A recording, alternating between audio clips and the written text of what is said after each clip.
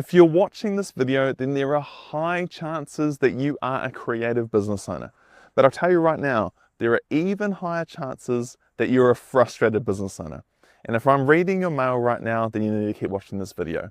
My name's Alex, I'm a creative business owner. I own multiple creative businesses. And in this video series, which you're watching episode 3 of, starting a creative business completely from scratch, and we're taking you along for the ride, every step of the way, from the highs to the lows, the wins, the losses, and every learning and moment in between, so that you can start, systemize, and scale your own profitable creative business.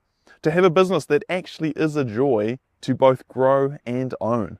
Now, this wasn't the case for me in my profitable creative business called Rent a Studio back in the beginning. In the beginning, we had moments where we had no profit because there was just no revenue. And then there were moments where we had all this revenue and no profit to show for it. There were also moments where, up until recently, we were running a business that was profitable, but it felt like it had just lost its creativity. Now, if you're a creative watching this just like me, you'll know there's no point running a business that just makes dollars and cents. For a creative business to make sense to you and I, it has to be creative in its pursuit. It's got to be enjoying to not only own, but also to grow. And so this series is showing you exactly how I would do it if I was to start again, and how you could follow along in the exact same processes for your own business. We're about to show you what we've been up to since episode 2, our first customer meeting, putting together our first proposal, our new price deck, and how we're taking this to market. You're going to love the call. Stick around, and I'll see you after. What have we been up to in the last week? I don't know about you, Alex, but it's felt like we've been doing this for a while. But when I look at the first episode, I'm like, oh, it's been 3 weeks. So in the first week, we released an episode really just talking about the pitch. Like, what are we up to? What is this whole journey about? Not only in documenting it for creators watching this, but what does Vera Studio set out to achieve? We did a whole lot of thought there. The second episode was actually really great, talking about the plan. Like, what is the plan from here? And so since that episode, we were talking about our ideal customer, what is our brand, what's our offer, how are we going to market? And since then, we have actually had our first customer meeting and inquiries for more meetings, which is really exciting. But I thought we should start by just talking about that first meeting. How did it go? Where are they at in terms of their property development company? And do you want to start off? Like, how did you find that meeting? The alignment with this person is perfect in terms of where they're at the point of wrapping up their first development now. I think they've got 2 townhouses left to sell. Now they're in the process of creating a new development, which will be, I think, again, 8 to 10 townhouses. Given that he's done it once already, he's about to rinse and repeat and do it again. He doesn't have an overall business name, doesn't have a brand, is at the really early stages of his second development, also doesn't have a name for that. So for us, it's like perfect timing, because obviously we're providing a solution of building a brand at the same time as obviously creating these developments. There's a whole lot of things that he doesn't have. While he doesn't have a company name or brand, or he doesn't have a project name or brand for the new site development that he's doing, he's completed development and learned a whole lot of things in the process. Like, one, being a brand new developer in a market that has some substantial brands or some people who are pretty solidified in their brand presence, he found a lot of struggle selling to purchasers where they couldn't even do their, and to be fair, do their own due diligence on who's the developer behind this site, what's their track record, what do they stand for, but maybe beyond some of the fluffy stuff, like, where are these homes from, what's the material, is there a track record on homes that they've completed? And so his experience in that didn't put him off property development, it actually linked him into, I need to answer those questions for potential purchasers, which is where Vera really stands to be a partner in that, is building not just branding, like, oh, look, they've got a logo, they've got a website. A lot of customers aren't looking for just that. They're looking for, what have they completed in the past? What is their vision for the future? What types of homes are they wanting to build? And stacked against the rest of the developments in a similar maybe price category or even spec category, why should I choose this development? His desire to build a brand that is strong, that communicates, that's relevant, and can actually answer those questions for customers was exactly what he was looking for. And what we're trying to build here with Vera is, helping developers who maybe are at the start of their journey or they're down the track.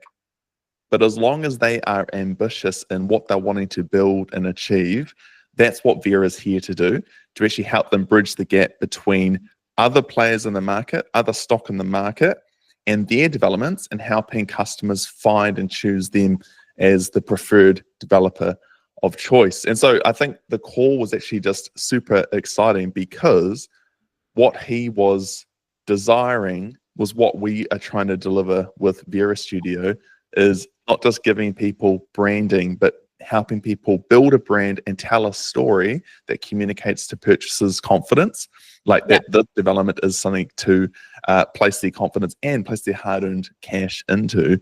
And the last thing that was getting really exciting, I think, for us in that meeting was even just the site itself. Like, it's a phenomenal site.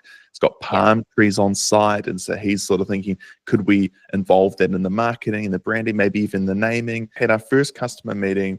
It went really well. And from that meeting, our next step for us was producing a proposal. And through that experience of putting a proposal together, it was a really good exercise on, when you see all the deliverables stacked up and you put your estimated pricing and then you stack that against what you thought you were going to sell the service for, it's super interesting to be like, oh man, we're delivering a whole lot of value, and our first estimated price of, like, for example, was like 30 grand or 40 grand. We're like, wow, they're getting a name and brand, they're getting an info pack, they're getting all the renders that they need and a landing page and some launch collateral. We started realizing, like, oh, we are actually delivering a whole amount of value, and we've probably priced this slightly low. Yeah, I think we definitely undercut ourselves to begin with. It was a good process for us to go through and compare the two. Going back to what you were saying before about it's not just a brand, a big thing that came up for us in this conversation is the reputation. So being up against the, big dogs that have been in the industry for a long time and everyone knows their name. And so it's not just the logos and the look, it's like that reputation, and that's all part of what we're doing with Vera. That's kind of sidetracked from what we're talking about, but just something that I wanted to put in there. Totally. And I think we talked to this customer about the unique advantages of building a brand at the size that they are at. The advantage is that they do have a clean slate, and it's clean, and it's also got some track history on it because he's just completed his first development. That there's a unique opportunity when you're smaller, when you're starting out, because creating your brand from scratch means that you can communicate exactly what, you maybe you aspirationally want to achieve, but also you can really clearly and concisely describe what you have completed to date, and sort of that narrative and story that you can start to build over time. And so that part is uniquely easier when you are smaller. When you're a robust, large brand, you can still pivot, you can still build, but you're building on top of a narrative that, whether you've been in control of or not, has been built behind you.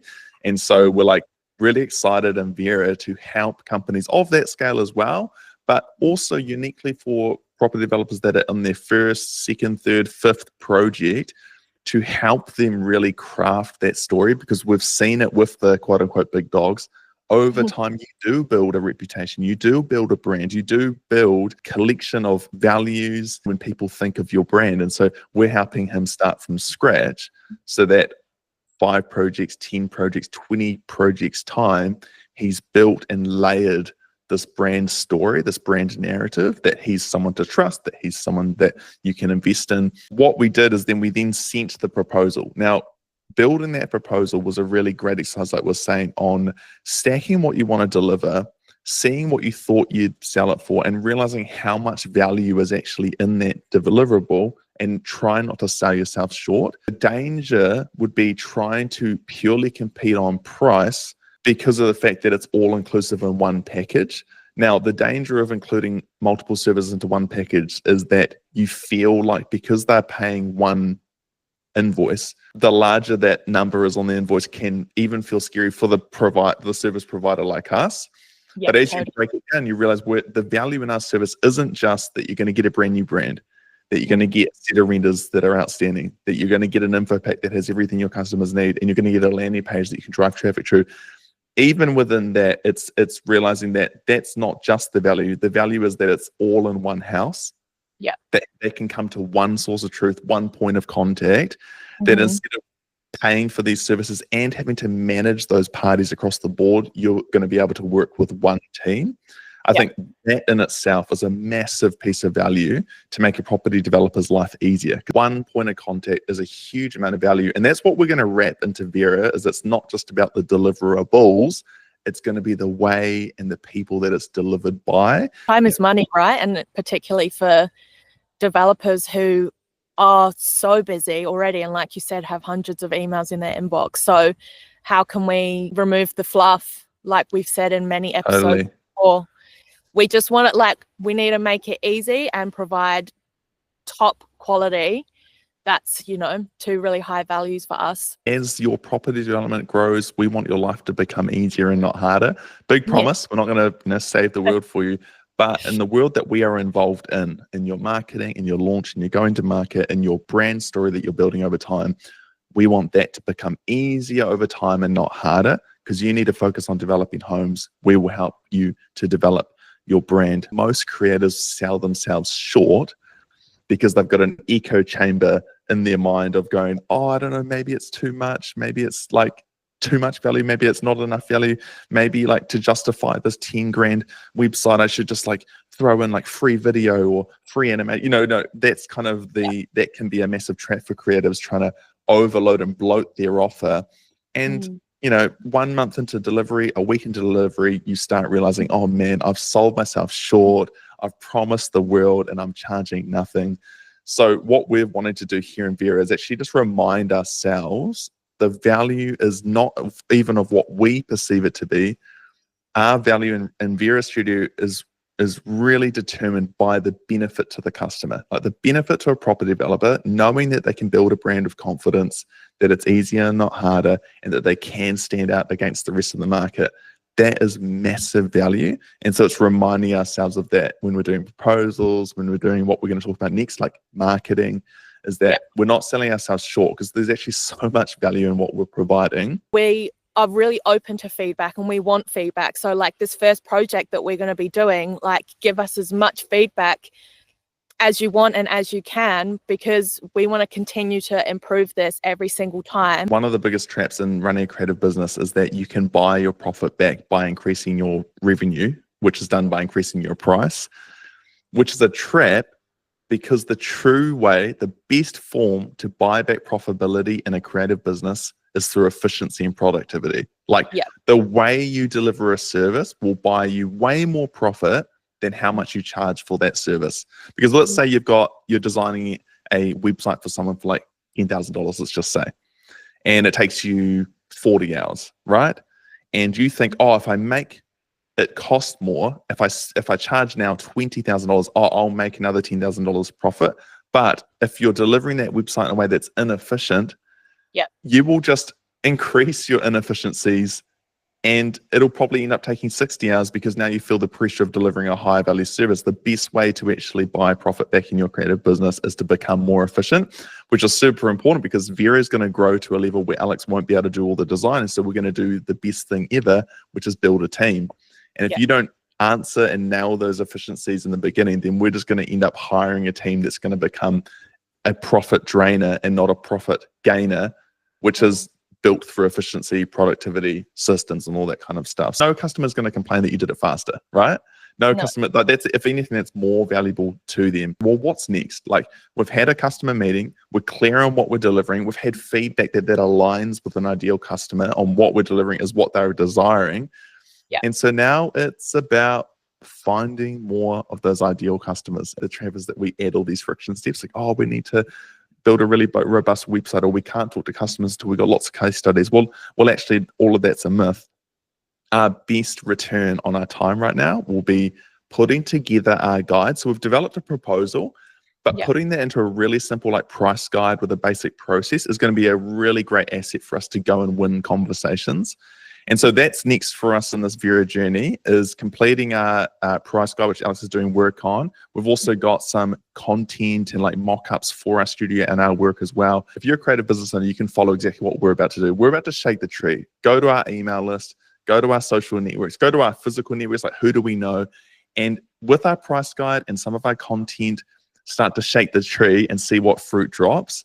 I think that the trap can be waiting too long. Often the fruit that's ready to go just drops into your hand. And so that's what we want to do, is like go to my Render Studio list, go to your co-studio list, go to our network social platforms people, and just start talking about what we're looking to solve and see what resonates with people, and if we can book some meetings. That's kind of our flywheel from here. Shake the tree, book meetings, get feedback, and do it all again until we've got lots of customers. And that's the thing, and you mentioned it last time, is get in front of people.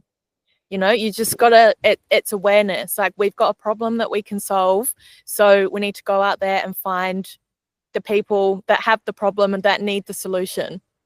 Totally. Like, we could sit here polishing our solution to make it really shiny, but it like really does not matter if it's not in people's hands. And so it's good to have this conversation, but it's a reminder, people watching this, like, your next customer is already in your pipeline. You just haven't let them know that you've got an amazing piece of value that they can buy from you. And so that's what we're going to do. We're going to go to LinkedIn. We're going to go to Instagram. What that will look like is probably a bit of hand-to-hand combat. Like, I'll just go to all the property developers that I know and just let them know. Like, as simple as that sounds, it's not going to be fancy. It'll be a simple email, be like, by the way, if you are in need of building a brand and a brand story, then we've released something new. If it's of interest of you, we'd love to, book 20 minutes of your time. If we find that the conversations are hard to generate, we'll just start doing the value trade that we talked about in the last call. Like, what could we give away for free? Like a brand audit. A brand audit would be sick. We could just do it on video and just literally deconstruct a property developer's brand and give them some advice in exchange for a 20 conversation. So that's kind of our flywheel. That's our next approach in the journey. Booking meetings, getting feedback from those calls, which is the most important thing right now, and then landing customers. I think a good point as well, just from, that like little sentence that you said about opening the conversation and just telling people what we're doing. A big thing with creatives, and I definitely felt this when I started, is it doesn't have to feel salesy and gross, which a lot of the time I think there's this kind of, I think a lot of creatives struggle with that. You can just talk to people and tell them what you're doing. And if they're interested in it, that's when you start to open up the conversation. It doesn't have to be like this scary, gross conversation. It can just be, hey, look, this is what we're doing. Let me know if it resonates and we can chat. Well, hey, most business owners are looking for value. They're just not telling you because they don't know that you're someone who can provide it. And so I've found exactly, like, sometimes just mentioning it. Like, that's why building in public has been so powerful for me. For me, building my own personal brand, the most powerful part about it is just because I'm just talking so much. Like, I'm just telling people so often. I did a post the other day to say the best thing you could do to grow your business and get more customers is talk about your business every day. Like, I've taken that from like Gary Vaynerchuk. I hope I'm not as like loud as he is, but there are entrepreneurs on the world stage that are doing really well. And it's because one of their most phenomenal skills that they've mastered is talking about their business every single day. And it doesn't mean you have to just talk about, go visit my website. It's just talking about your business. What can you provide? Problems you've seen customers face, solutions that you can deliver. And so that's what we're going to do. Normally, when it feels salesy, is because you're either over or underconfident. Overconfident is like the guy who's like selling you a solution whether you want it or not. Underconfident is the creative that doesn't say anything. And so we want to be in the middle, just being like, hey, by the way, if you have said painful problem, we have X beautiful solution. Is this worth conversation? We do have a couple more meetings that we're trying to book in now with prospects, which is really exciting. And we'll probably share in the next episode more updates on stats, on meetings we've booked, feedback we're having, and hopefully the celebration of our first sale. Here we have it, people, episode 3. And as I walk towards this camera feeling like a real estate agent, I just want you to know that if you are a creative business owner, you too can become profitable and retain your creativity. Now, throughout this whole series, and we didn't mention it much in this episode, we are following a framework that I've developed to take Render Studio, my creative business, from nothing into something and be creative and profitable along the way, called the 5 Profit Pillars. If this interests you and you want to grow your creative business, then I would just love to know in the comments. I've got nothing to sell you, nothing to coach you on, no cohort to push you into.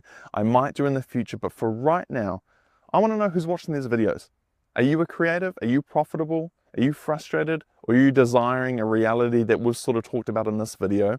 If that's you, whether you're a founder, freelancer, or agency owner, and you're frustrated with where you're at, and you want to head to a reality that is more enjoyable for you and more profitable, please mention that in the comments. I want to make these episodes about and for you, sharing my story, what's worked for us, what's working for us with Vero Studio, so that you can put it into your business. Let me know in the comments, subscribe, and I'll see you on the next one.